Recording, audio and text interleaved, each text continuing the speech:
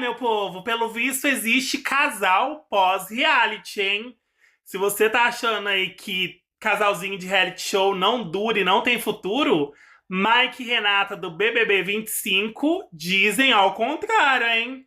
Eles estão aproveitando aí as festas juninas da vida pra se declararem cada vez mais, gente. Olha o vídeo que eles postaram nas redes sociais deles e você deixa a sua opinião aqui, o que você acha disso tudo.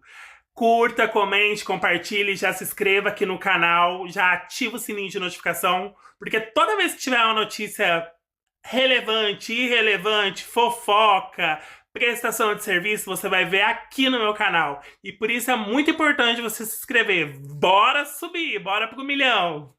E agora é o seguinte, o acessório principal chegou.